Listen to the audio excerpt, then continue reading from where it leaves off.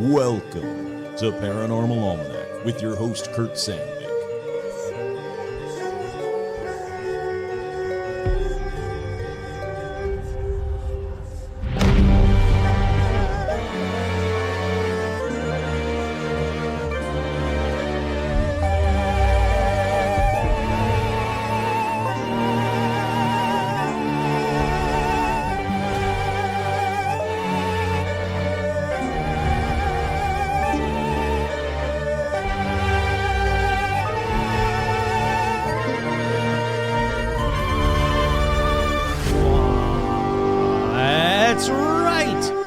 Welcome, hey howdy hi, to an all-new episode of Paranormal Almanac. And on this edition, let's talk about, what am I calling this one? More haunted European locations, possibly part 1 and 2? We'll find out. But first, as always, we have shout-outs to the people that complain like, it takes them 6 minutes to get on with the show because of shout-outs. No, it doesn't. It takes 2 minutes. Calm down. You can listen to it for 2 minutes. Have you ever heard Mark Maron's show? My God, it's like 34 minutes before he gets into his guests. So it's okay. It'll all be okay. We have shout-outs going out to Mike G. Of course. Let's try that again. We got shout-outs going out to Mike G, Tracy, Ryden, Jeff Lightfoot, Brian, Wayne, Brenda, Dylan, Kathy, Richard, Christy, Logan, Craig. What happened? Oh, there it goes. It just went away for a second. Lori, Alec, Roger, Karen, Duran, Lori, Rebecca, and Stephen Scher. Hey, howdy, hi. Thank you for the letters. Jennifer, Heather G, your friendly neighborhood skinwalker. Zuzus, what's it? Nico Scher and the Mouse. Thank you for the letters. Mark and Tina, Tortuga, Mike from Jersey, Jay Bizzle, Andy, Tracy. Tracy, good luck with Keith. They're going for the treasure. I'll talk about that in a minute. Virginia Mailman, Tony the Magician, Jason, Vicky, Crow, Buzz Lee, Libido Works, Glacier Main, Isabel, Jen, Stacy, Amber, Tracy, Kelly, Joe, Menace the Beast, Kick-Ass Magic Robot Webcomic, Sandy, Paige, Kaush, Bentman666, Scott, Andrea, Melody, Vanessa, Marisol, Liam, Becca, Jake, Charlotte and the Beasties, Elizabeth, Sherry, Art Muffin, Tim, Kenneth, Ricky, Alexandra, George, Zozo the Demon, Hayden, Cindy, Ashley, Carrie, Robin, Will, Lauren, Russell, Isabel, Audra, Dorian, Cindy, Paula, Jerry, Jeff, Joe, Lawrence, Melissa, the Lawrence Strawn, hey, howdy, hi, Autumn, J-Mark, Carolyn, Ryan and Milena want to play Pathfinder. Hell yeah, I want to play Pathfinder. Let's do that instead of this episode. And that about does it for this week's episode. I hope you enjoyed this one. No, I'll keep going. Jade, Nanashi, Todd, Jamie, and Elijah Hendrickson, Dan, Laura Pitts, and the one and only Gamer Fan, with 2 special shout-outs, as always, to the Joe Teague and to my boy Stitch. But all right, as I was kind of saying, and see, it's not even like 2 minutes into the episode, dude. As I was saying, the hunt is on for the treasure. If you don't know what I'm talking about, you got to go back and listen to last week's, or not last week's, it was 2 weeks ago. I didn't do an episode last week, sorry. But I'm going to give you a long one this week, so it'll make up for it. So they're going for the treasure that I talked about 2 weeks ago in the treasure episode, the newest treasure episode. Look, again, I get why treasure hunters are like, yep, it's 100% going to be there, because you just kind of like, all the clues seem to line up. The more I look back on this, my revelation that I had on that episode, the more I think it's possibly there. Like, it really lines up with a lot of stuff. I really hope, knock on whatever this is, that I get to share the treasure with Tracy and Keith if he shows up, and whoever else shows up, whatever the paramaniacs that show up, they're going to go this weekend. If you're in or around the Detroit area, head on over to the Facebook fan page, find Tracy's post about it, and, make a group outing of it, a paramaniac outing of it, and find some damn treasure, people. How cool would that be? Absolutely, how cool would that be? All right, as I'm saying, we got a lot to get to, so let's get right on into paranormal news.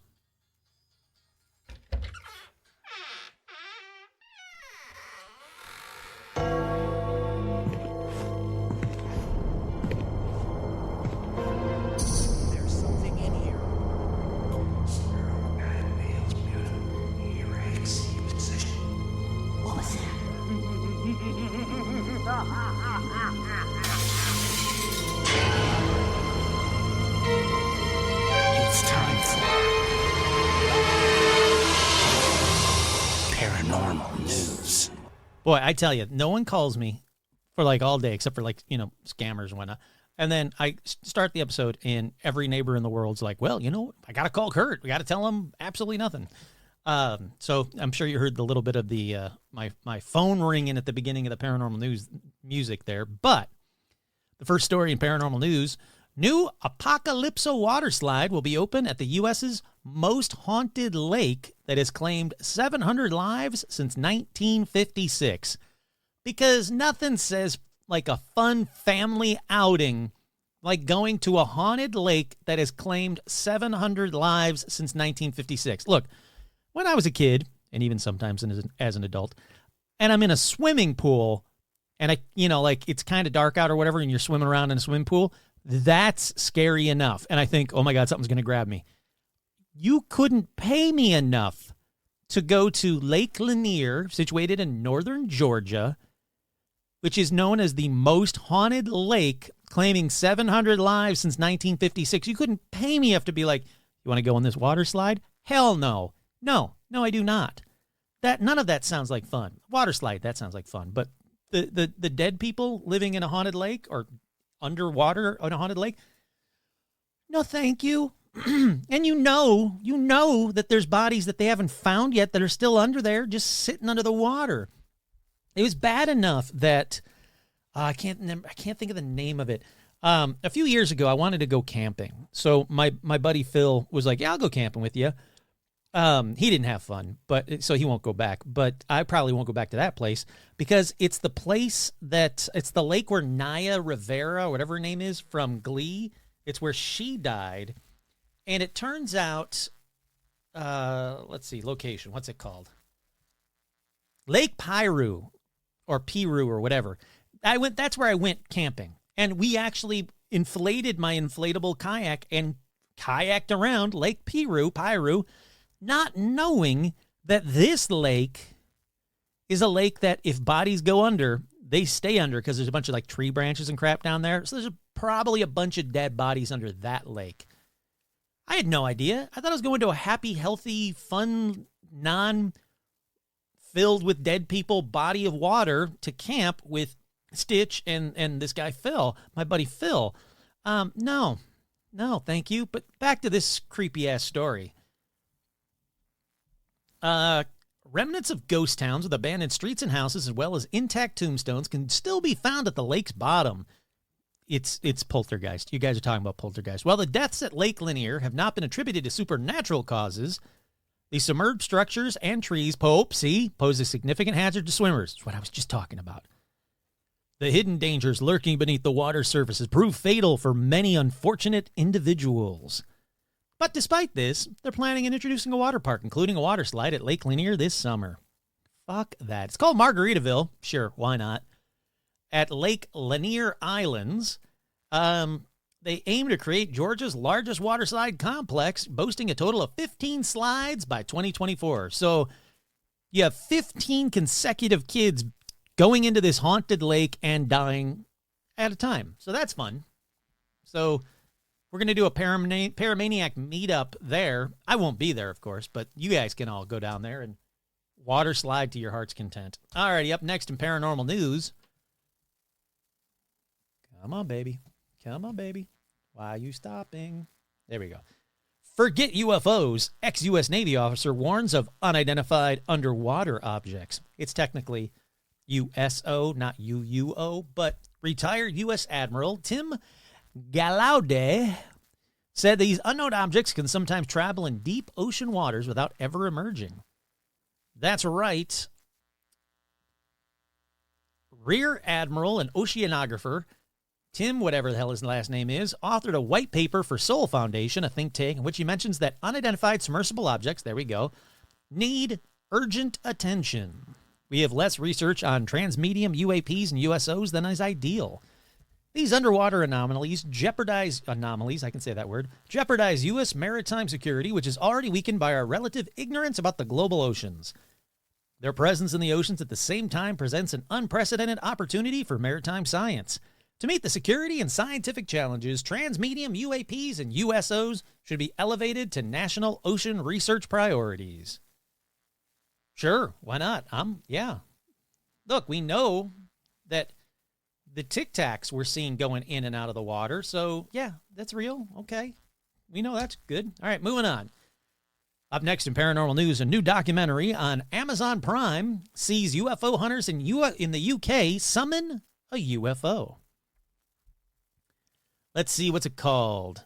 Encounters of the Fifth Kind, a new documentary by award-winning filmmaker Mark Christopher Lee, is released on Amazon Prime today, actually. The film investigates so-called close encounters of the Fifth Kind that have been developed by UFO experts like Dr. Stephen Greer, which supposedly allow people to contact and summon aliens and UFOs.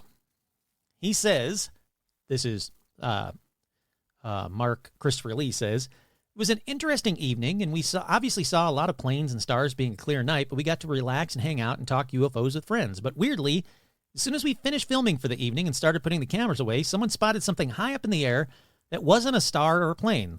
Luckily, we managed to get filming again and caught it on camera. It was definitely a UFO. It was weird, as was all set to come up from Salisbury, where I lived, to film in Hertfordshire. I came over with this unsettling sensation and nausea. I decided to push through it and got into my car, which had recently been serviced, but it wouldn't start. This increased my anxiety, but I really wanted to get there, so I decided to take the train. But once I got to the train stations, all trains to London were canceled. I definitely think that weird forces were at work while we were filming this. He said that there was a combination of ill health, his car breaking down, trains being canceled, all kinds of crazy crap happened on this one. I'll give it a watch. I'll check it out. Amazon Prime. There you go. Encounters of the Fifth Kind. Up next in paranormal news, another UFO report was bust, but people still aren't buying it. Another government report concludes we've never encountered aliens, so why do so many people still believe it? Kurt here. Because the same flippin' government said they do have UFOs. They have recovered them. They've recovered bodies, that UFOs are real and they can't explain them. That's why. You know what? So let's skip that story, because that is exactly why. I'm not going to read it because I guarantee you that's what's going to be the answer. Up next in paranormal news, oil rigger spots UFO hovering for 10 minutes above the deck before zooming off in an instant on the Mexican coast, where locals believe a submerged alien base is.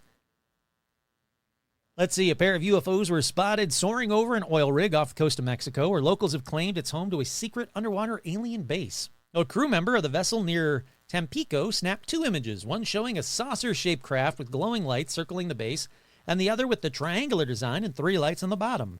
The witness says the UAPs hovered for what seemed like 10 minutes and then just zoomed off in an instant. Locals of Tampico believe the underwater extraterrestrial base has been protecting them from hurricanes for more than 50 years. All right, that's neat.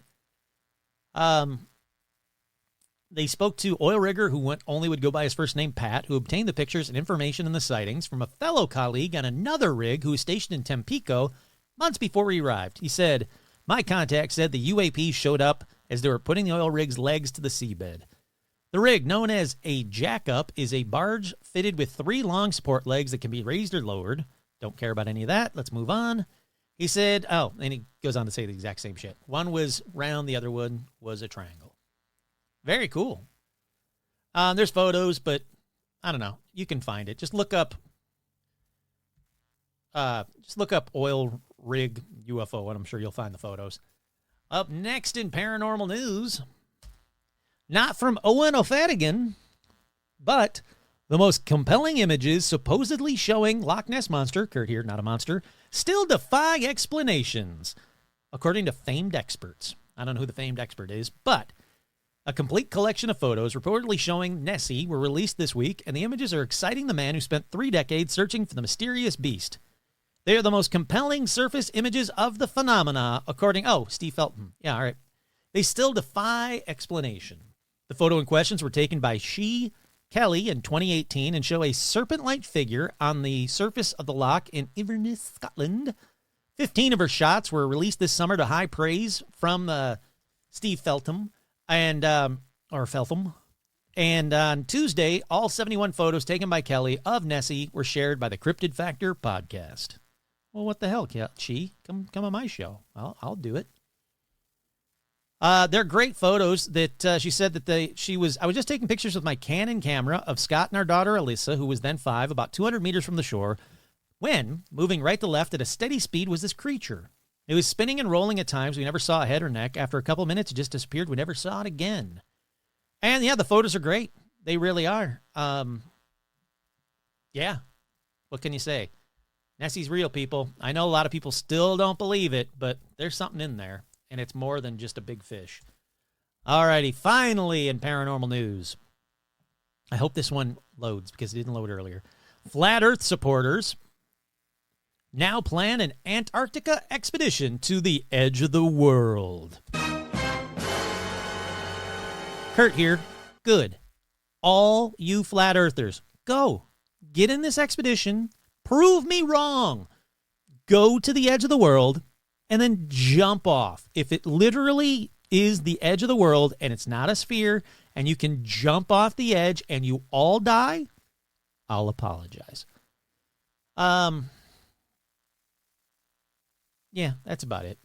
The flat earthers are still trying to figure out how to do it, and they want to go to the edge of the earth. Good. Do it. Bye. Alrighty, let's take a quick break. We'll be right back.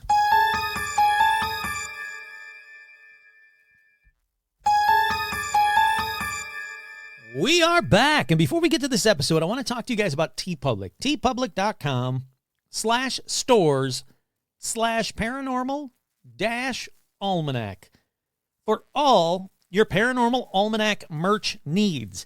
The reason I'm bringing it up is they actually reached out to me saying, like, hey, you put up a ton of designs, because I put up way more designs than most podcasts or anything else. Usually you get like 2. You get a shirt in black or you get a shirt in white. No, I've got, pages upon pages of merchandise. And it's not just shirts. You can get it in mugs and stickers and all kinds of stuff.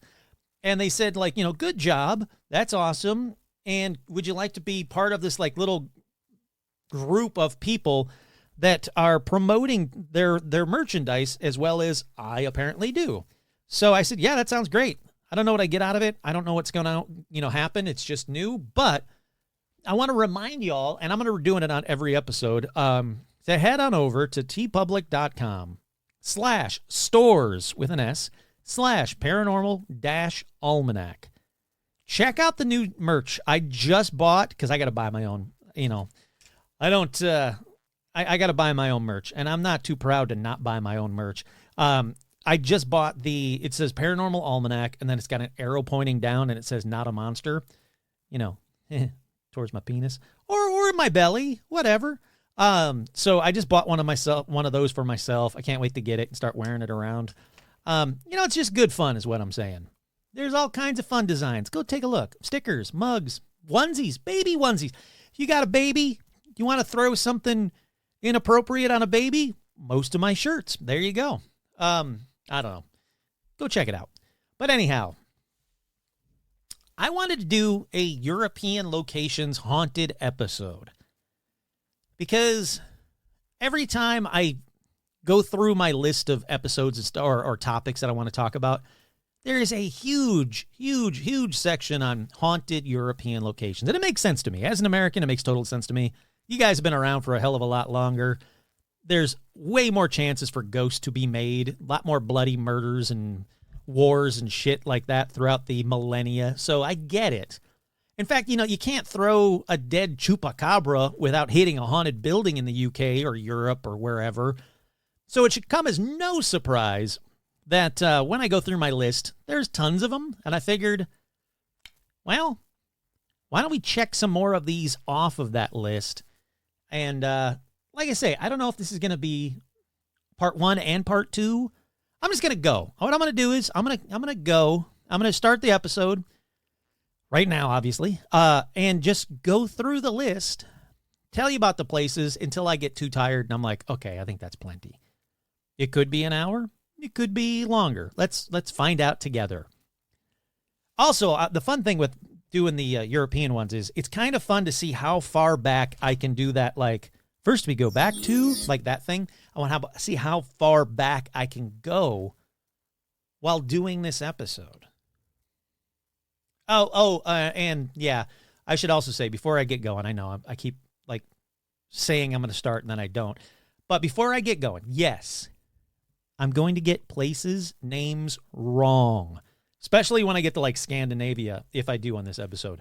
There is zero chance I get the names even close to being right. So, yes, I know it. You know it. Just accept it. You don't have to write to me saying, you know when you pronounced Sir Florgenbergen-Torgen? It's actually Sir Flirgenbergen-Turgen. I don't care. Y'all know roughly what I'm saying. If you can't figure it out, it's because you put too many fucking consonants in a letter, in a word there. So I can't, name it the town of Steve. I'll get that right every time. Not all consonants. You know what I'm saying? But anyhow, I know it. You know it. There is no need to comment about that. But comment below on any places that I got really wrong. Fuck it, why not? All right, so let's start with this one. We go all the way back to 1215 to Denmark. 1215. That's a fucking far ways back. That's like almost 1,000 years ago. Not really, but you know what I'm saying. It's like 1,800 years ago. So anyhow, 1215 is when the Dragsholm Slot or Dragsholm Castle was built. Now, originally it resembled a palace more than a fort. Then it was fortified in the Middle Ages, and they must have done a good job because it survived the Middle Ages. Then during a war known as the Count's Feud in the 1530s, it was the only castle to remain standing in the area of this area of Denmark. After that, the land and the castles were given to the church, then the Danish crown, and then the fortified castle was converted to a royal prison for nobility and religious heads in the 16th and 17th century. It was used to house prisoners of noble rank. And then in 1694, it was rebuilt in the Baroque style. Then it was ruined again. Then it was a royal castle. Then it was sold to a family that lived there until their bloodline ran out. And then it was sold again. Okay, look. This isn't Castle Almanac. It's Paranormal Almanac. Ooh, hold on. I want to Google Castle Almanac. I want to see if something comes up. Castle Almanac. Nah, it's mostly like D&D stuff or Hogwarts shit. All right, this isn't Castle Almanac, okay? This is Paranormal Almanac. So let's make with the ghosts, is what I'm saying. All right, since it's the first story of this episode, it must have what? This castle must have what, like 2, 3 ghosts, right? Well, you're wrong. And I want you to know that because there are rumored to be hundreds of ghosts haunting Dragsholm Slot. You know, that's a fuck ton of ghosts per castle ratio. I bet you that Hogwarts podcast doesn't mention that. Okay, I don't know the names to most of the ghosts, but there are a few ghosts here that people think that they know who they are, more or less. Starting with the Bishop of Roskilde himself. That's right. Joachim Renaud. He was the last Catholic bishop at Roskilde. He was imprisoned by the Danish king and held at Dragsholm, where he was confined to a room on the 2nd floor. Now, Kurt here, I've looked at the rooms, how they look now, and it's very nice. It's a really nice room, but I'm guessing it probably didn't look as good back then. So, yeah, he's locked up. Boom, he dies in that room. Almost immediately after his death, people are said to be awoken at night by the sounds of wailing and moaning, but that's all he seems to do. So let's keep moving on to the next ghost on the list in this same castle. That's Selina Bolvs. Bolvs. I don't know. It's Selina. She's also known as the White Lady because, of course, there'd be a lady in white or red or gray or pick a color on a Haunted Europe episode. You're going to hear a lot of them. I'm warning you now. I'm betting now. And yeah, this castle has her, the lady in white. It's said that she was born into a wealthy Danish aristocratic family and later betrothed to the eldest son of another noble family. Look, I can almost write this story myself. So when I was doing the outline, I guessed, and yeah, I was proven right. You know, she falls in love with another man, a commoner who worked at the castle. Her dad finds out, but here's the M. Night Shyamalan twist. Even though he's angry, he lets her keep banging the commoner until her wedding day. There's no way that goes wrong. Oh, wait, it did. Yep, she gets pregnant. Her dad gets so mad he has her imprisoned at the castle and chained to a wall in the basement. Not bad enough? Well, he then built a wall around her, and she was left to die. Cool story. Is any of it true? Well, in the 1930s, contractors modernizing the plumbing in the building found the skeletal remains of a woman on her basement walls. Yeah, it's true. So, yeah, she's seen roaming the halls and crying over her lost lover, Kurt here, or baby, or the fact that she was walled up until she died. Who fucking knows? But she's seen roaming the halls and wailing, and rightfully so. Okay, let's keep going in the same castle. We'll stick with the ladies and we'll go to the Gray Lady. That's right. You get 2 ladies of different colors in one castle. So what fucked up thing happened to her? Let's find out together. Legend says that she was once a servant to the castle's lord, but she gets a toothache, so they give her medicine. Fun fact, back then, medicine was either cocaine or poison, so let's see which one she gets. Well, she gets a little bit better, keeps taking the medicine, bam, she dead. Okay. Let me just say that while I was researching this, I'm going to call bullshit on this next part because every site says something to the effect of, her spirit remains and walks the castle in an effort to thank the castle master for relieving her pain as she commits good deeds for those who work and stay in the castle. Okay. Looking into this, I was like, all right, how the hell do they know it's her? She's thanking people because the castle master gave her medicine for her toothache. Let me break this one down. No one knows this mythical woman's name.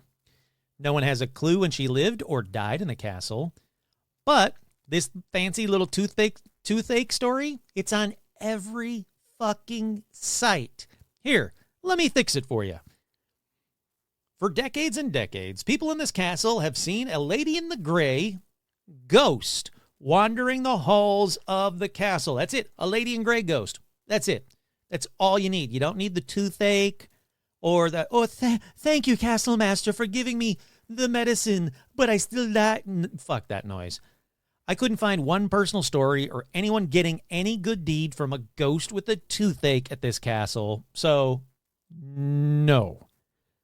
But we're not done with this castle yet. Up next in the same castle is, where are we? The Dragsholm slot? Sure, why not? Is the ghost of James Hepburn. That's right. The Earl of Bothwell himself. That's right. How long? I bet you were like, Jesus, Kurt's done like almost 300 episodes. He's yet to talk about James Hepburn, the Earl of Bothwell himself. All right, here's his supposed backstory. Known throughout his life as a philanderer, not a philanderer. That's different. He's a philanderer. Most of his relationships end up in scandal. Nope, in scandal. There we go. Then, he is the one-time lover of Mary Stuart. He was caught by his first wife, Anna Thrandenson, while on the run in Norway.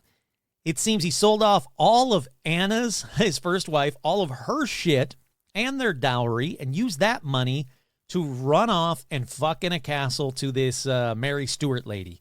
So, Anna finds him. They go to court over the money, not the fucking, I'm assuming. And he's eventually imprisoned by the Danish king right here at Dragsholm Castle. It's said the living conditions were really harsh. In fact, he was just chained to a pillar until he died there at the age of 44. His ghost is said to be quite restless and often sighted around the castle grounds. Some witnesses even claim to have seen his ghost riding a horse-drawn carriage throughout the courtyard. Why? Who the fuck knows? Okay. So those are but some of the ghosts here, and if you really want to see them all, them and at least, 96 other ghosts, you can rent a room here, including the former cell of the bishop. That's right, the hotel offers their own guided tour explaining the history of the building and a ghost tour, including a 2-night stay, a tour highlighting the spooky occupants, and the dinner at the gourmet restaurant. That's a cool start, right? Let's keep going. We go to Chateau de Brissac in France. That's right, the chateau Well, actually, first let me do some lame history. This chateau, known as the tallest castle when it was built in the 11th century, so we go back to the 11th century. Then, in the 15th century, a duke tore it down and built his own castle there. Then kings, then more royalty, then ruin, then more building, blah, blah, blah. What about the ghosts? Okay. From everything I can find out about the Chateau de Brissac, there's one ghost here. And yep, she's a lady in green. That's right. We've had a lady in white, a lady in gray. Now we have a lady in green. The lady in green is also known as the La Dame Verte. They think they know who she is, too, because her name was Charlotte de Breze, the beautiful but illegitimate daughter of King Charles VII and his mistress. Now, she was promised to Jacques de Breze, but it was a political, not love marriage, so they just sort of lived in the same castle and not even in the same bedroom. So they were just kind of there. It was a political thing. Who gives a shit? But one night, a servant knocks on Jacques' door to say, hey, your wife is banging the huntsman for some in her bedroom. And then for some reason, he barges into her room, sees them banging, and kills them both pretty brutally. Now, shortly after the murder, he fled the castle because, quote, he couldn't stand the moaning that was coming from her room since the night she was murdered. So, this doesn't sound like, like ghost boo moaning. To me, anyway. It sounds more like, like ghosts fucking moaning to me. So that's cool. Anyhow, ever since then, she's moaning every night and morning in the South Tower. Oh, yeah. Look, this lady in green, if I have learned anything from M&Ms, the green ones are the horniest ones. So the lady in green is still getting it on to this day. Good for her. Good for her. Okay, since she's the only one banging around in that castle, see what I did there? Which one is it? Yeah, there we go. Banging around in that castle. Poof, yeah. We go to Belgium for this next one. Belgium, which is known to Kurt for, I don't know, it's chocolates. That's about all I know about Belgium. Well, we go back to 1498. In Bruges, there was a nunnery near the River Rye in the house Den Nootgods. On the opposite side of the river, there was an Augustinian monastery. All right. Oh, I'm choking up. I'm dying here. Is anybody else picturing Dr. Evil talking about his childhood right then? It was 1498 in Bruges. There was a nunnery near the River Rye in the house Den Nootgods. On the opposite side of the river, there was an Augustinian monastery. You know what I'm doing, right? From Austin Powers? No? All right, I'll keep going. I'll just do it in my own voice. All righty. So, she is in the nunnery. On the opposite side of the river, there's an Augustinian monastery. You can all see where this is going, right? Yeah. A monk from the monastery falls in love with a young nun named Hortense Dupont from across the river. He's watching her every chance he gets, I assume, while he's polishing his cross. Well, the dirty monk found an old tunnel that connected the two buildings, and he went to woo her. He apparently wasn't good at wooing. She tried to run away from him, so like the good monk, he went back to the monastery, and nothing bad ever happened. Oh, no, wait, no. She tried to run away, and he stabbed her to death and then buried her body somewhere on the grounds. Get this. It's not only her ghost that's seen to this day, but his too. That's right. People have seen Hortense as a snowy white figure roaming the grounds, and on other nights, they see that creepy fucking woo monster monk all twisted and angry, but both ghosts disappear at midnight. All right, we can all agree that he was like a really shitty monk, right? He's definitely no Tony Shalhoub. Moving on. All right, let's go over to Germany for a minute. I'm going to bounce all around. We're going to go over to the Wolf's Egg Castle. I don't mean I'm going to bounce all around in my seat. I mean bounce all around Europe for these lists. Don't worry about it. We're going to go over to the Wolf's Egg Castle. It's a 14th century castle. Yep. It has its own lady in white. They call her the White Lady. I'm going to skip over the castle history to the good stuff. Here's the legend of the Lady of Wolf's Egg. Her name is Clara von Helfenstein. Now, she was murdered by her husband Ulrich when he caught her having an affair in his absence. Good Lord, people. Ever since her murder, tales of a white woman roaming the... Now, look, I don't think they mean like a white woman. I think they mean a woman in white. Ever since her murder, tales of a woman in white roaming the halls of the castle, especially within Clara's bedroom, circulated. But check this out. With just the teeniest bit of little research, Kurt here found Clara von Helfenstein actually outlived her husband and was not a victim to murder at his hands at all. Shocker. So who the hell is this lady in white? That's the point. Stop with the dumb backstories. Just enjoy your ghost. It's not Clara von Helfenstein or Helfenstein. She was not murdered by her husband Ulrich when he caught her having an affair in his No, stop it. None of that is needed. You got yourself a ghost. Good on you. Just run with that. All right, let's move on to Portugal. We're going to go to the Beau Séjour Palace. Now, this is more of a straightforward haunted palace. People have reported for pretty much as long as it's been there that it's haunted by the Baron of Gloria, who haunts the corridors and gardens of the palace. Some employees at the palace claim all the basics. Objects moving, windows and doors closing suddenly, voices or whispers, bells ringing, and objects disappearing. Boom. Moving on to not one, but a few things in Spain. That's right. Let's spend a little time in Spain. This is like, It's a Small World. It's a Paranormal Almanac Small World kind of episode going on right now. Just as soon as you're like, oh, we're in Portugal. Oh, I like, we're moving on. We're now in Spain. Yep. So now we're in Spain. First, in the northern region of Navarra, there is the cave of Zagara. I practiced this. Zagara Murdi. The cave of Zagara Murdi from Spain's 17th century witch trials. It's creepy fucking shit about to come down here. According to legend, it was in these caves that dozens of accused witches did, witch type stuff until they were caught. Out of those accused, 11 people were convicted and burnt at the stake. 6 people in person, 6 alive, and 5 in effigy together with their bodies. They died, but they still were like, well, fuck that. We're still burning you. Dead or not, you're getting burned you're a witch. So this all happened on Sunday, November 8th, 1610. Sorry. Let's go back to Sunday, November 8th, 1610. You know what?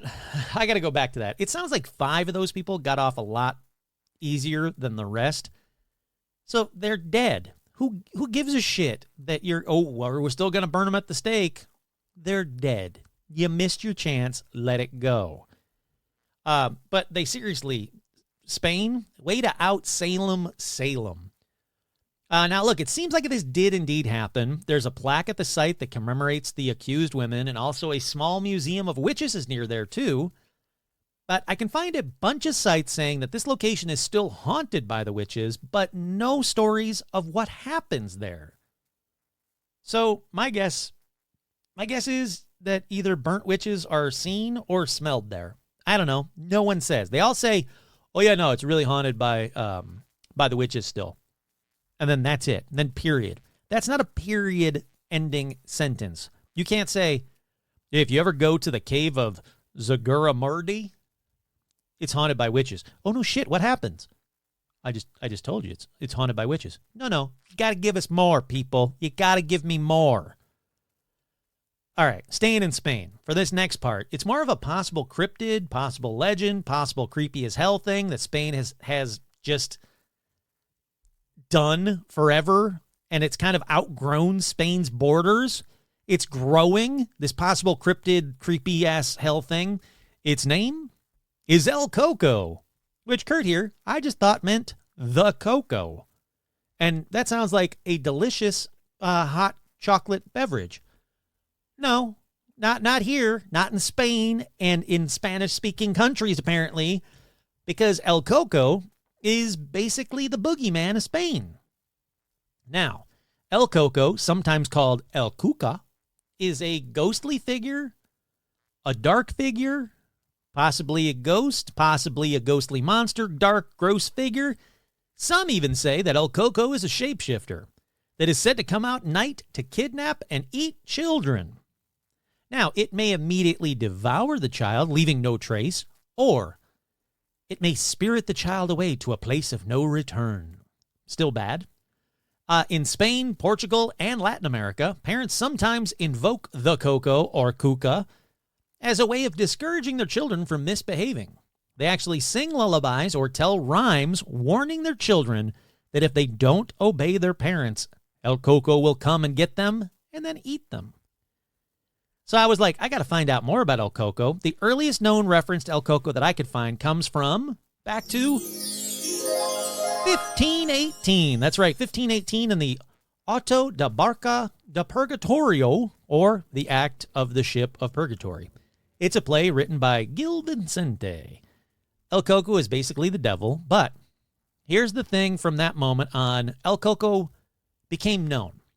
As soon as this book came out, El Coco was a thing, and parents anywhere in the Spanish-speaking country, like instantly, started to warn their kids about El Coco. This thing caught on like freaking wildfire, and is still apparently a big thing. Here's a poem about El Coco from the 17th century.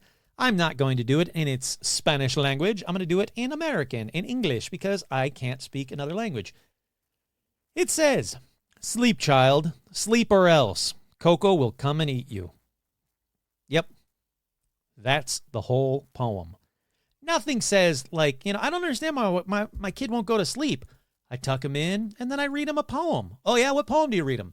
"Sleep, child, sleep or else. Coco will come and eat you." All right. Have you thought about maybe Dr. Seuss from now on? Here's another poem. This one's a little bit longer. "Glowing red eyes from under your bed or in your closet. Mouthful of razor-sharp teeth like a barracuda. A hairy beast atop the roof. Long claws like knives. Some say it's a vaguely female humanoid alligator, or has an empty pumpkin for a head. Some say it is the dark shadow of someone who recently died. Whatever the form, the mere sight will paralyze you in terror. The creature lives in a cave in the hills or mountains and uses one large bat-like ear to listen for children misbehaving. It comes down from its den to stalk misbehaving children. El Coco snatches them up, tosses them in a bag, and whisks them back to its lair. In the darkness, El Coco tears into the children, feasting on their flesh, and leaving no trace of them behind. Parents warn their children, behave or El Coco will come to take you away. Wow. That is a lot thrown into one little story, and they don't mess around. It could be this. It could be, I don't know, a humanoid alligator. That doesn't scare you? How about a pumpkin head thing? Maybe it's your dead aunt. But wait, there's more. There are stories that say only kids can see El Coco. Okay, great. But I don't want something terrifying standing behind me, even if it's only after naughty kids. Anyhow, the point is, I learned about El Coco, so I wanted to make sure you learned about him too. And if you have a kid, please read them that story, the glowing red eyes from under your bed or in your closet, that whole story, every night before they go to bed. Nothing bad can go wrong. Or maybe it does work, and the kid's going to be like, holy shit, I'm going to be quiet. I'm just going to lay in bed all night long while I pee. Like, it's just weird. Now I also know that if I go there, if I go to Spain and someone asks me if I want El Coco, I'm going to ask them to be way more specific. Now, do they mean the tasty chocolate beverage, or do you mean the child-eating ghost monster alligator pumpkin head fucking thing? But we're not leaving Spain just yet. Let's run down a few quicker grains of salt ones, like the Boqueria Market, which is said to have been built over the ruins of the male convent of the Barefoot Carmelitas of St. Joseph. Legend says that in 1835, the monks how should I word this? The monks started to chill out a little bit. They started to relax, and they were like, look, we're going to relax in our constant prayer. And they decided they weren't going to pray on the date of their patron saint of Our Lady of Carmen. They were like, just not going to do it. let's use that as a day of rest. We're just going to chill out, I don't know, drink some El Coco, and just calm the fuck down. One monk said, no, we got to sing, and I'm not going to stop doing the prayers and the hymns and all that jazz on the date of their patron saint, Our Lady of Carmen. But the rest of them are like, all right, cool, man, you do you. We're just going to kind of chill out and relax. So the next evening on that date, everyone is asleep when a low sound spread throughout the convent, waking up all the monks. They follow the sound up to the church, where they find a choir of skeletal monks singing psalms. So, what do you do when you do that? You just stand there, scared. Yeah, that's right. They just stood there, scared, and were like, holy shit, skeletal monks. And when the song was over, they were like, we got to get these skeletal monks out of here. They lit up candles, and they led the ghosts back, or the monks, the skeletons, back to their tombs in the convent cemetery, which they found had been opened.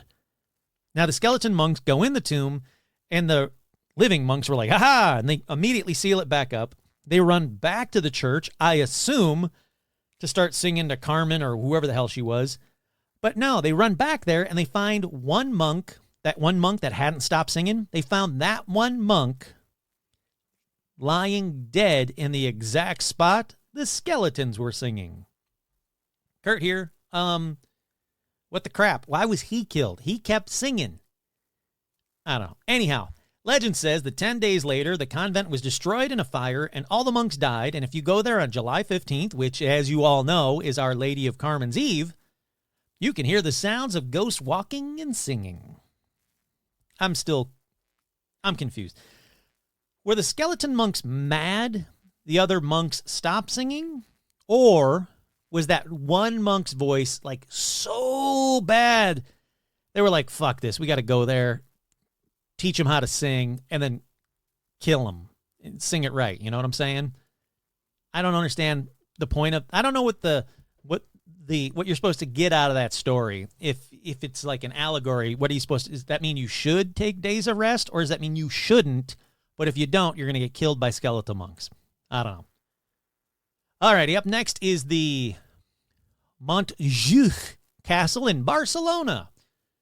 People that visit this castle hear what they think are the soldiers and prisoners who died there during the various conflicts throughout history. Just like pick a spot, pick a time in history. Yep, there was a conflict here. Yep, people died. Anyhow, it's basic ghost stuff here. So if you go to the Montjuic Castle in Barcelona, basic ghost stuff. And in case you don't grasp what I mean by basic ghost stuff, that is voices, shadows, footsteps, lights turning on and off, the basic ghost crap.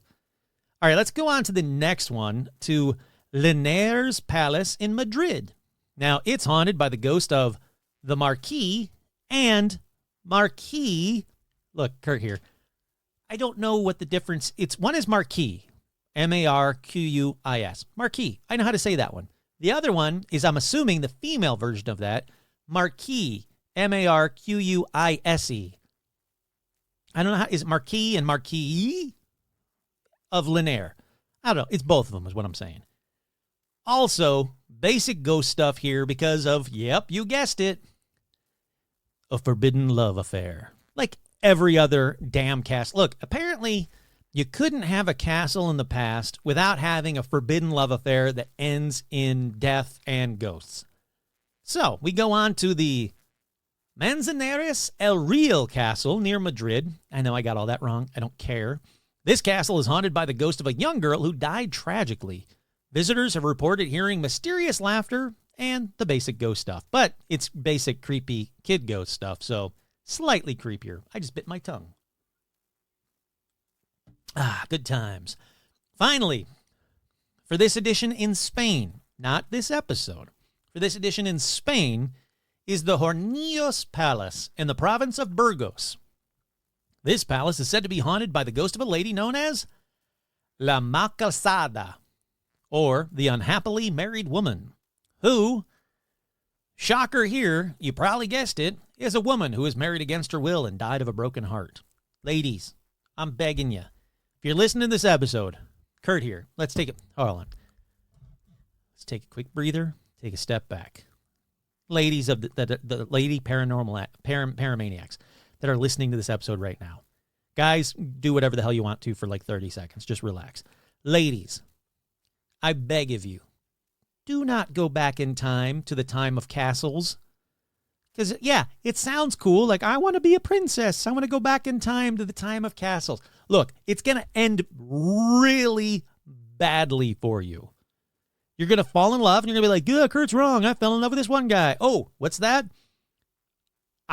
He doesn't really love me, and now he's angry at me, and he thinks I cheated on him, or he cheated on me, so now I have to die, and now I'm going to be a haunt. Yeah, you're going to end up a ghost. Just don't do it, is what I'm saying. But if you do it, please pick a different color that you're going to die in. Like, if you go back there and all, like, Kurt might be right. I might be dying tonight. Pick out, like, something really, like, bright purple.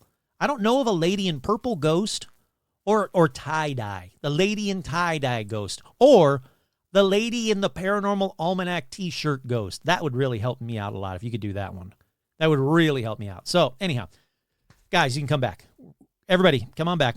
All right, here we go. Let's head on over to Italy, to a beautiful island. Oh, wait, nope, scratch that. I mean, a terrifying island. It's called Poveglia? I got to get the pronunciation on this one right, or everybody's going to be mad at me. Pronunciation. Poveglia. Poveglia. Poveglia. Poveglia. There we go. Poveglia Island. Now, Poveglia Island is Italy. It's just off the coast of Venice, and it's crazy weird. This haunted island was once inhabited since 421. It's got to be the farthest back we're going on this episode. Then, for some reason, the island's population began to dwindle, and it was completely abandoned by the 14th century. Then, it was home for people dying from the bubonic plague. That's right. Anybody that had the bubonic plague, or they thought they had it, which is even more fucked up, they sent them over to Poveglia Island. Most of the people didn't have it, but they're on Poveglia Island with people that did have it. So, boom, tons of dead people. Then, it was inhabited in 1630 when the Black Death hit Venice. So, they were like, hey, guys, remember like a couple hundred years ago, that plague that we had? We sent all those people to that fucked up island. Well, guess what? Black Plague, send them all over there. Boom, more dead people. Then, later, it housed a mental institution from the 1800s to the early 1900s. So, boom, lots of crazy dead people. Then, the 1930s, word gets out that a doctor performed experiments on patients there. So, boom, weird, experimented, crazy dead people. Then, it was a geriatric center until 1975. So, boom, old, dead, lonely people. And now, well, now the island is abandoned, but you can tour it, or at least tour around it seems like. It is supposedly filled with mass graves and some skeletons, even like some of the skeletons in these mass graves that they have found have the rock shoved in the mouth, which is the sign of a vampire. So the island had vampires somewhere throughout all of these horrific things that happened on this island. Some sites say that on a clear day, you can see skeletons in the waters around the island, but I can't verify that. What I can verify is this is a creepy as hell island. And since they can't do anything with it, when I win the Mega Millions this week, I'll buy the island and live on it with all the crazy ghosts and vampire ghosts and plague ghosts and Black Death plague ghosts and experimented on patient ghosts. Look, maybe they can teach me Italian. So win-win is what I'm saying. All right, but we're not done yet. Not even remotely. Let's go over to Eastern Europe, I think. That's where Czech Republic is, right? Eastern Europe? I don't know. We're going to go over to this Zvikov Castle in the Czech Republic that has a very specific legend. That, since 1597, a supernatural imp or trickster spirit named Rarisek has been haunting the castle. That's right, this castle has its own imp.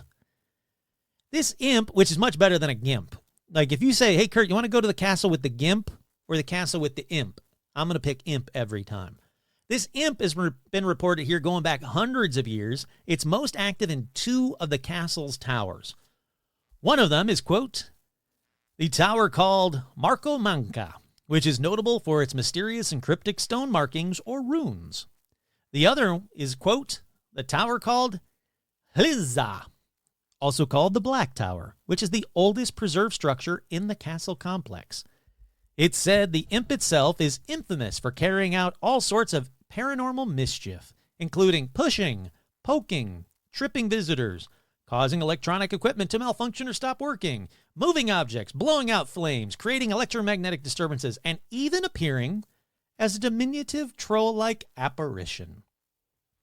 It's said that animals brought to this castle refuse to enter the tower and will display bizarre behavior as if possessed by the imp. So I'm not going to bring rum with me to this castle. Oh, one more little thing. It's just that anyone who sleeps in the main tower, yes, you can book a room here, will die within a year. Way to bury the lead there, Rarisec. But it's been like, I don't know, minutes since I talked about a lady in a pick-a-color dress. Well, hold on. At this exact same castle as the imp, there's also a ghostly lady in white said to roam about the premises, not presence, roam about the premises, often appearing on stairs and she disappears into the walls or simply vanishes into thin air. Plus, in the secret passages beneath the castle are demonic hellhounds with fiery glowing eyes that seem to be guarding something down there that I can't really figure out what.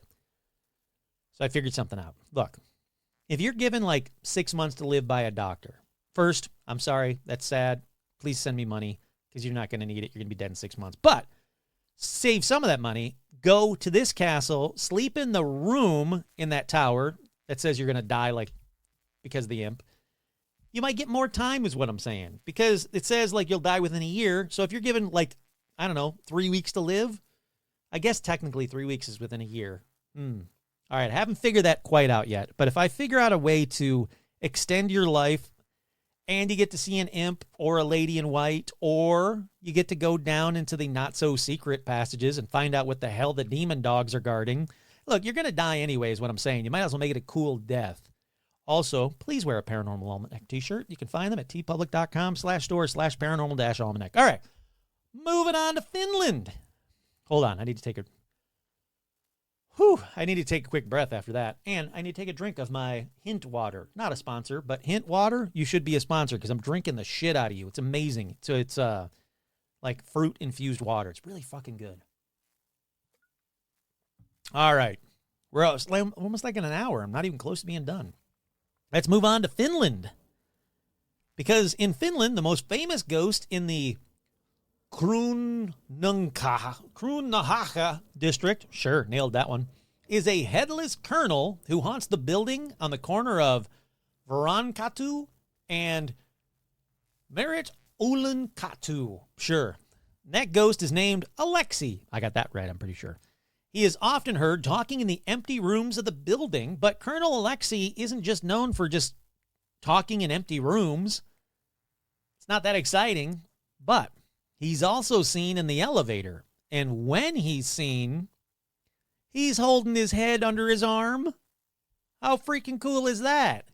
If you want to see a ghost riding an elevator, decapitated ghost riding an elevator with his head under his arm like holding like a football, this is where you go. You go to the Kruunaha district on the corner of Varankatu and Meritulankatu. Sure.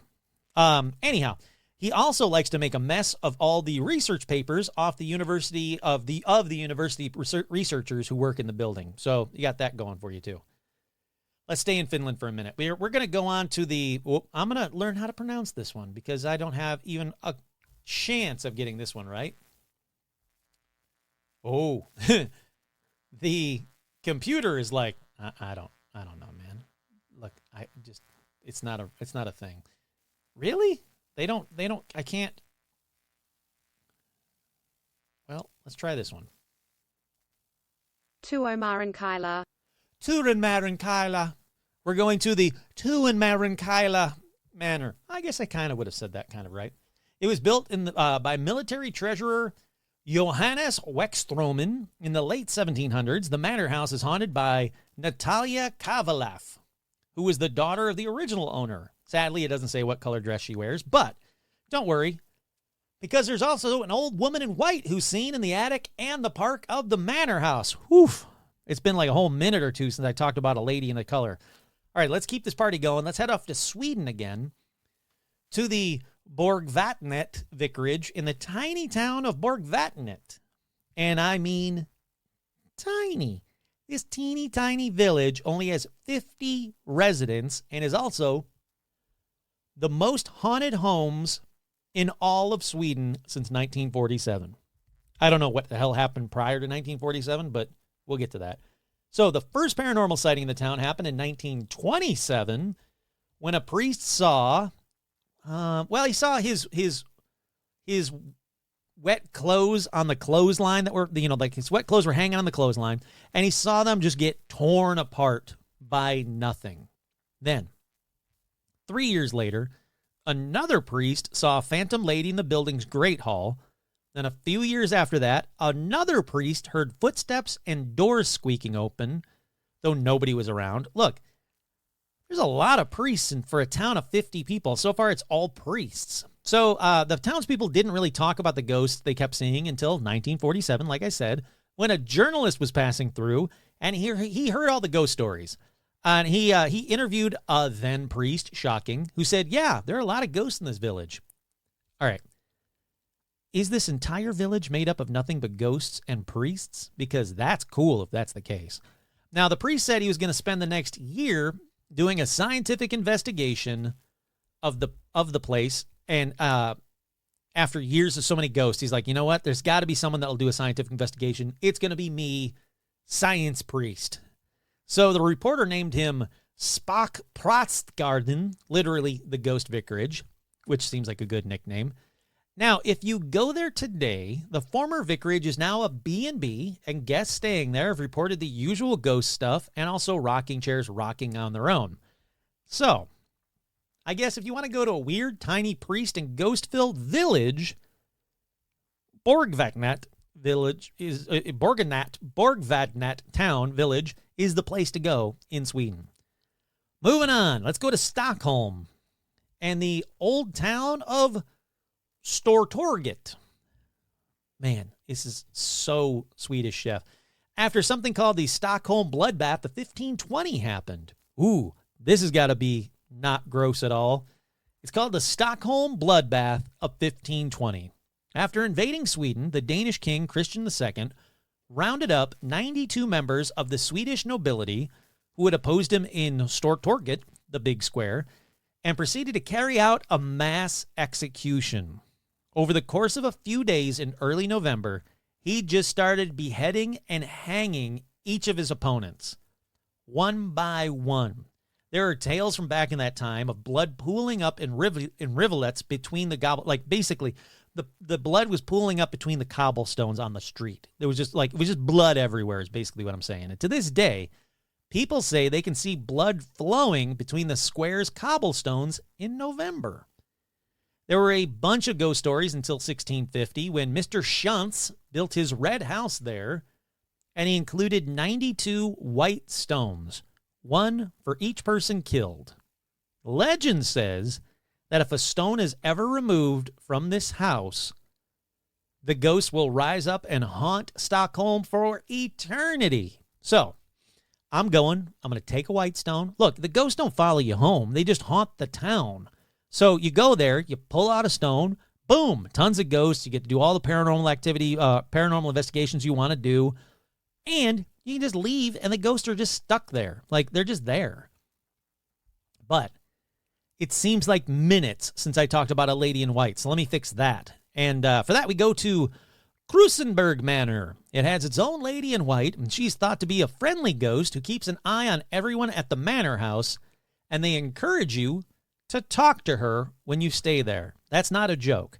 It's like there's a bunch of people that said, yeah, when I, checked in, they were like, hey, do me a favor, please talk to the lady in white. We encourage you to talk to the lady in white. In fact, she even has her own table setting at one of the tables in the dining room.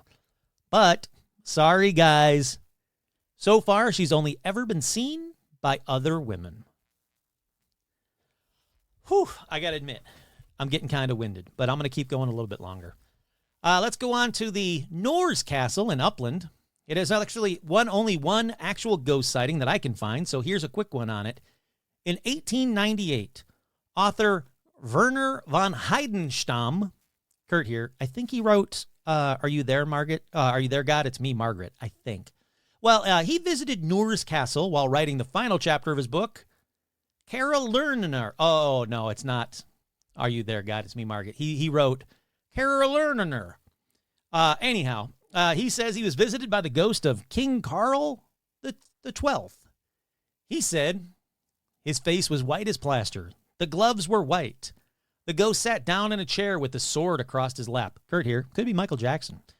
People that stay there say they haven't seen a ghost, but the balls on the billiard table roll on their own at night, and they hear doors open and closing, footsteps, all the basics is what I'm saying. But yeah, apparently one time there was one guy who was writing a book, and he saw King Carl the 12th's ghost. Never again. Let's stay in Sweden. We go to the Haringe Castle in Stockholm. Guest here report hearing children crying in the night. And, if you stay here, there's a good chance a small ghost child will sneak into your bed in the middle of the night. Nope. Hell to the nope. They even think they know who the creepy kid ghost is because one of the previous owners, Count Gustav Horn, lived here when his 2-year-old son Axel died.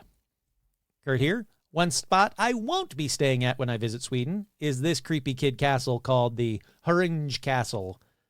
Fuck that nonsense. Finally. Not finally, but up next. A ghost horse can be seen at the Baxeskag Castle in Kristianstad, and they think they know who the horse is. I know. It's freaking dumb. But they're like, oh, ghost horse? We know who that ghost horse is. Because sure, why not? They say the ghost horse, or not the ghost, the horse belonged to King Carl XV. What is that? The 15th? Yeah. King Carl the 15th. He's said to haunt guests in the park too late at night, but when the king died in 1872, a fucked up tradition at the time said that his perfectly healthy horse should be put down too. Legends say if you see him, don't look him in the eye, as something bad might then happen to you. Yeah, the horse was, I bet the horse is really pissed off because he was a perfectly healthy and happy horse and you shot him for no fucking reason. So a ghost horse that happens to be this dickhead's horse, yeah, of course he's going to be upset. Of course, if you look him in the eye, something bad might happen to you. Somebody killed you. All right, that's it. I'm leaving Sweden because of that one. Let's go to Norway, the land of the Sandvigs. First up is the Nidaros Cathedral in Trondheim. Now, this cathedral has a famous ghost. It's the ghost of Olaf Haraldsson. That's right, the Viking king, who's credited with bringing Christianity or whatever Christianization. What is it? Christianization. Now, he brought Christianity to Norway. I don't know what the fuck word they're trying to say right here, but he brought Christianity to Norway. He also posthumously became Saint Olaf, who is the patron saint of the movie Frozen. He's seen here, but there's also another ghost. It's the ghost of a monk with a slashed throat. So if you go to the Nidaros Cathedral, you might see King Olaf. That's cool, but you might see a creepy monk with a slashed throat because people have been seeing him at this location since 1924. And they say he has an open wound that drips endless blood. Ooh, 1924. It's been a whole 100 years people have been seeing him. Now, the monk wears cloaks in a dark habit and is said to enjoy walking through members of the cathedral choir. Except, no, he really doesn't enjoy it.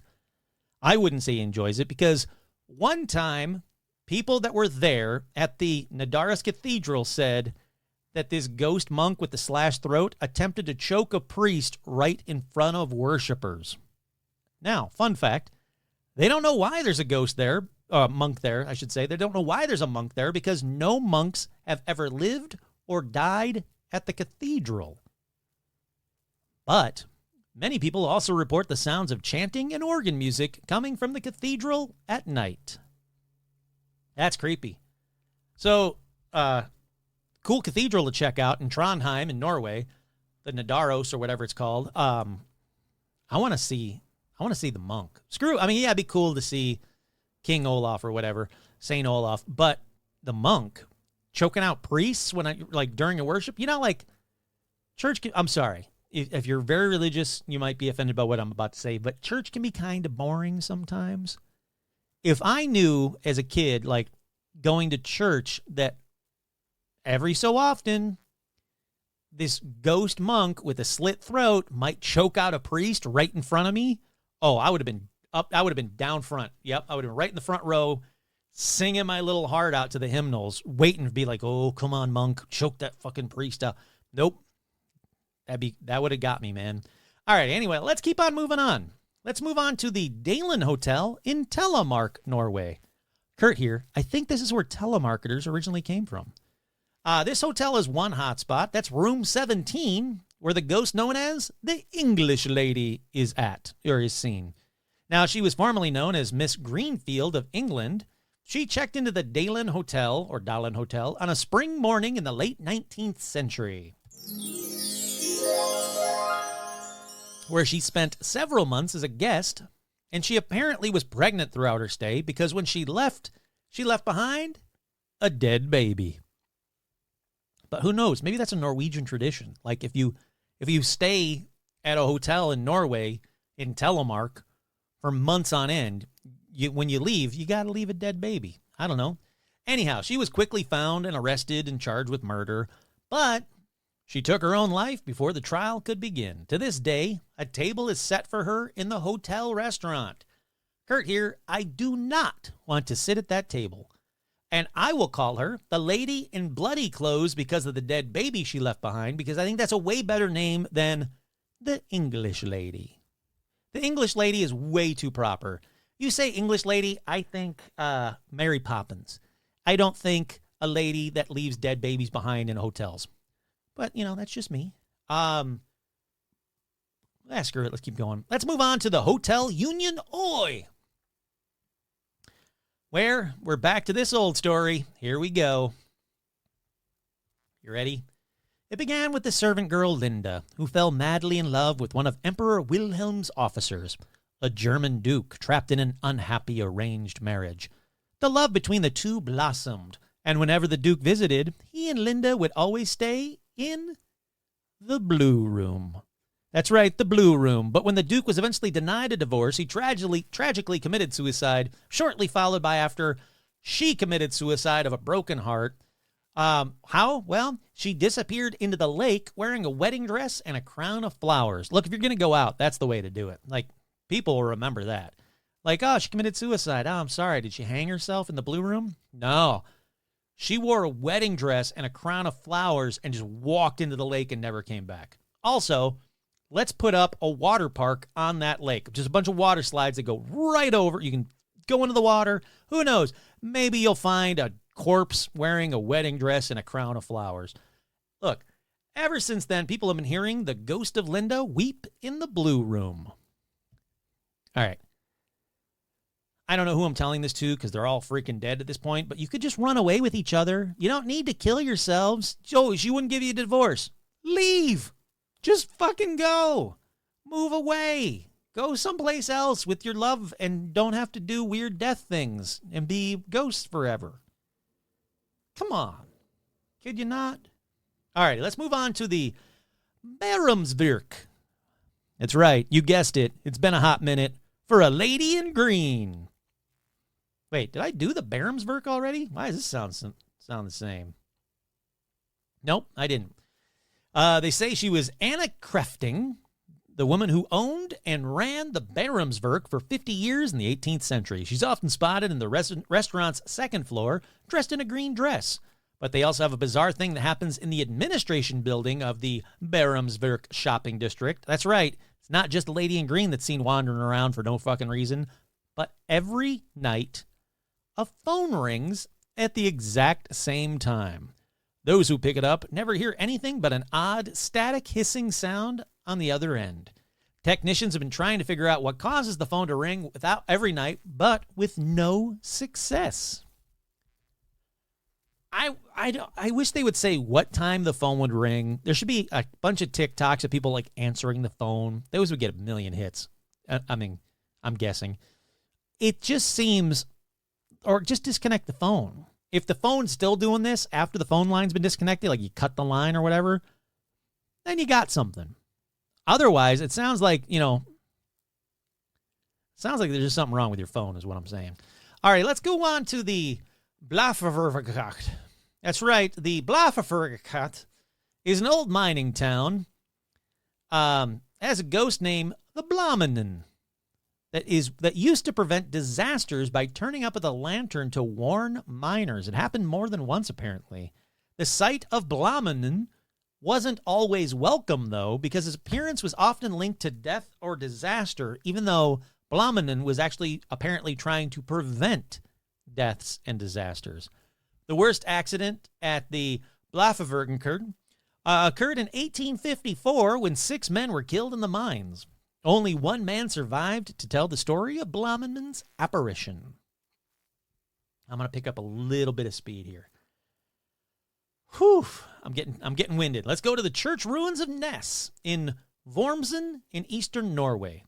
So, here, people see and hear strange things, and there's weird lights that are seen here at night. But people think that it might be the work of Jacob Christian Finkenhagen, who was a priest there from 1800 to 1837. So, here we go, kids. Depending on where you get your information, he either interred his kids in the walls behind the altar, they died, or he hanged himself from the church rafters, he died, or he just died of old age with no kids. So I don't know. I have no idea. I couldn't find anything out about Jacob Christian Finkenhagen. His name is my name too, so I have no idea, but people keep seeing him wandering the church at night, and other visitors say that when they see them, this is weird. So people say when they see the ghost wandering the church at night, some visitors say when they see him, their movements become impaired and sluggish, like they're like walking through water. And that electronic devices stop working. That's pretty common. Good times. I don't know. Anyhow, moving on. Let's go on to the Vorgergslot, which is haunted by past inmates that cry out in terror in the dungeons, and also by Ingeborg Skeel. That's right. She was the matriarch of the house from 1578 to her death in 1604, but she sounds like she was kind of a bitch, because legend says she drowned the house architect so she didn't have to pay him. Sure, that's one way to get out of bill. She chopped off the fingers of children who stole grains from her fields. Not that ran into her house and stole money or pickpocketed her or any bullshit like that. Who stole grains from her fields. Like she's looking out the window and she's like, that little fucking kid just steal a grain from my field right there? Someone bring him to me and I'm going to chop off that kid's fingers. Her ghost was seen so much that a priest was brought in to exorcise her more than once, but apparently to no avail. Nowadays, she mostly just closes doors and turns off lights. So it seems like she's really mellowed out in her old age of being dead since 1604. She hasn't chopped off a kid's finger in a long time is what I'm saying. Finally. That's right. Finally, I'm calling it. It's not going to be a 2-hour episode. I'm sorry, but it's still a longer episode. It's still okay. I'm doing all right. I'm just tired and I want to go to bed. The final one for this episode, we go to the Ancient Ram's Inn in Gloucester, England. That's right.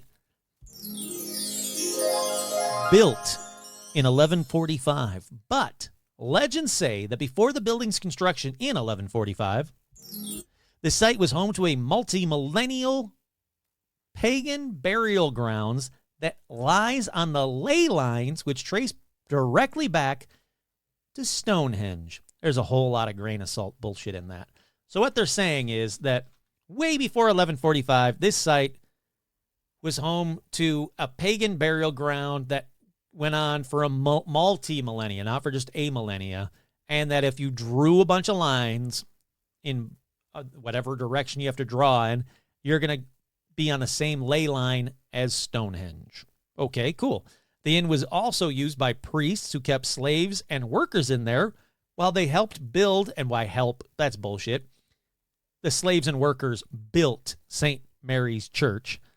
So they built this thing, this ancient Ram's Inn, on basically an Indian burial ground, but not Indian, you know what I'm saying, a pagan burial ground.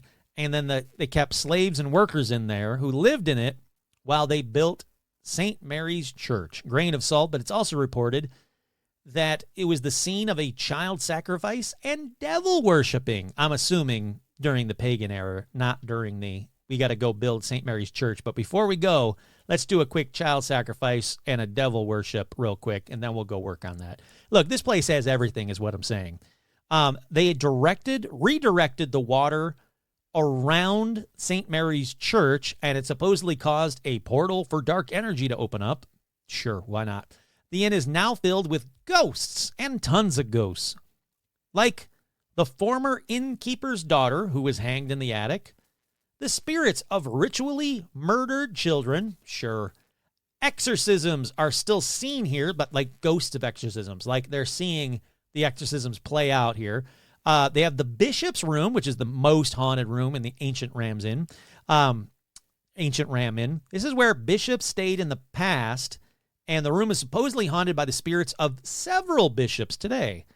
They got this place has got dark monks and evil spirits, including the spirits of those bishops. We're not done yet. It has the witch's room, which is said to be haunted by a woman that was burnt at the stake in the 1500s. Seriously, the list keeps going. It also has a high priestess that has been spotted sitting on a bed. A centurion on a horseback has been seen walking through the walls. The terrifying screams of a girl heard throughout the inn. A monk is seen in the most haunted room as well as the bishop's room. And a succubus is said to slip into the beds of visitors. Okay, let's pause right there. That is way better than a kid ghost slipping into your bed. You know, some succubus, if you look it up, some succubus, they're kind of hot. So, roll with it, man. If you end up staying at the ancient Ram Inn in Gloucester, England, you might get a monk, or you might get like ritually murdered children, but you might get like kind of hot succubus that's going to slide into your bed. Roll them dice is what I'm saying. Anyhow, in 1968, a man named John Humphreys found the building, which is pretty much fallen apart at that point. He's like, we got to protect this building. It's historical. I mean, it is. It's been there since at least 1145, or since the 400s, if you really want to go back far. But he was like, we got to protect this building. So we bought it, and he made it his home. And even though he heard the ghost stories, he said he didn't believe them. That is, until the very first night he stayed there. They didn't even give him like a couple of days to settle in. Nope. He said, first night after going to sleep, a demonic force grabbed his arm and dragged him out of bed and across the room. Like, what the absolute... The dude lived there until he died in 2017, like 50 years. The first night that happens and you're still like, yeah, but you know what? Got to protect this old building, so I'm going to stay there. My guess is, like, the next night, like, the hot succubus went in his bed, and he's like, all right, every now and then you can grab my arm and drag me out of bed, but every now and then I'm getting some succubus. Anyhow, more grain of salt, but apparently while he lived there, he did find evidence of a ritual sacrifice and devil worship and the skeletal remains of children under the staircase. And again, grain of salt, but apparently the skeletal remains of children that were under the staircase had broken daggers sticking out of the skeletons. So he did say, on a number of sites, he did say that he was haunted and attacked by violent entities almost the entire time he lived there, again, for 50 years until he died in 2017. His daughter inherited the building. Gee, thanks, Dad. And, yeah. That is a very long list of haunted locations. So many more haunted locations than even one country itself can hold on to. All right, it wasn't like a 2-hour episode or a 3-hour episode, but it's going to end up being probably, I don't know, maybe like an hour and a half when all's said and done here. Anyhow, there you have it. There is your more haunted European locations, or as I like to call it, every other one of these has a woman in some colored dress for you to talk about. But there you go. Hope you guys enjoyed this one. Sorry I didn't have an episode last week. It's been really busy for me, but here's a little bit longer episode. So you might have to wait a little bit longer, but the episodes will be a little longer. So hopefully win-win. Once again, I'm your host, Kurt Savig, and this has been another edition of Paranormal Almanac. So because